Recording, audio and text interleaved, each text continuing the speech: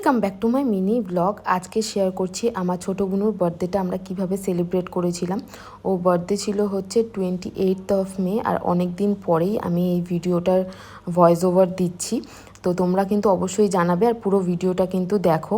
এই কেকটা আমি ওর জন্য অর্ডার করেছিলাম 4টে নাগাদ, যেই দিদির কাছে অর্ডার করেছিলাম চলে এসেছিলো। কেকটা খুব সুন্দর হয়েছিল। আর 3টে থেকে আমরা রান্নাবান্নার প্রিপারেশন শুরু করে দিয়েছিলাম। পায়েসটা একটু ঘন করতে হতো, তো আমি আবার পরে বসিয়ে একটু ঘন করে নিয়েছিলাম, মানে দুধটাকে একটু শুকিয়ে নিয়েছিলাম। আর একদিকে মা এদিকে লুচিও বেলে দিয়েছিল, আর তার সাথে সাথে বৃষ্টিও শুরু হয়ে গেছিলো। তো সব রান্নাবান্না তো তাড়াতাড়ি করতে হবে। আমের চাটনি করেছিলাম, আমের চাটনিটা খেতে খুবই ভালো হয়েছিল, আর আমের চাটনিটা গুড় দিয়ে করেছিলাম। আর তার সাথে ছিল ফ্রাইড রাইস। ফ্রাইড রাইসটা আমি করেছি। আমি কয়েকটা জিনিস করেছি, দিদুন করেছিল পায়েস, মা করেছিল লুচি, আর তার সাথে ছিল ছোলার ডাল। ছোলার ডালটা লুচির সাথে খেতে অপূর্ব লাগে, সেই জন্য ছোলার ডালটা রেখেছিলাম। তার সাথে ছিল হচ্ছে পনির রেজালা, এটা আমি করেছিলাম আর খেতে খুবই ভালো হয়েছিল। কাজু বাদাম, চালমগজ এইসব দিয়ে করা হয়েছিল। আর এখানে লুচিও আমরা ভেজে রেখেছিলাম।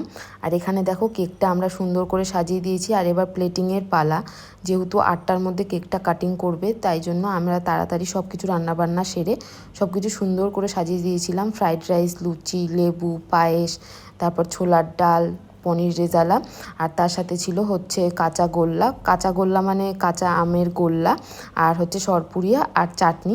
এইটুকুই করেছিলাম হচ্ছে আমার ছোটো বোনের জন্মদিনের আয়োজন।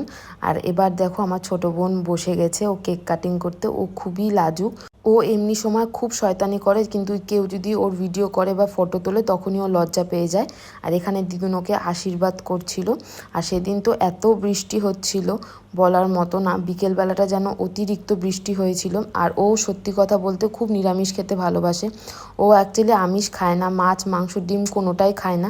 তাই জন্য প্রত্যেকবার আমরা নিরামিষ করেই ওর জন্মদিনটা পালন করি।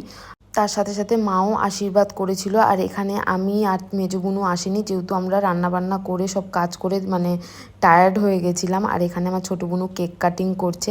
দেখতে দেখতে এত বড় হয়ে গেল, মানে চোখের নিমিষে। কিছুদিন আগেই আমি ওকে কোলে নিয়ে ঘুরে বেড়াতাম। ও আমাদের বাড়ির সব থেকে ছোটো সদস্য, আর আমাদের থেকে অনেকটা এজ গ্যাপ, তাই জন্য সবাই ওকে খুবই খুবই ভালোবাসে। এবার মাকে ও কেকটা খাইয়ে দিয়েছিল, আর দিদুন ওকে পায়েসটা, প্রথম যেহেতু পায়েস দিয়েই শুরু করে, তাই জন্য দিদুন ওকে দুবার পায়েসটা খাইয়ে দিয়েছিল। তারপরে তো আর কি আমরা খাওয়া দাওয়া শুরু করে দিয়েছিলাম, সবাই মিলে একসাথে কেক খেয়েছি। আর রাতের ডিনারটাও একসাথে কমপ্লিট করেছিলাম। আর তোমরা সবাই ওকে আশীর্বাদ করো যেন ও সুস্থ থাকে, ভালো থাকে, জীবনে অনেক বড় কিছু করতে পারে। তো আজকের ব্লগটা এতটুকুই, দেখা হচ্ছে পরের একটা ব্লগে। Till then by.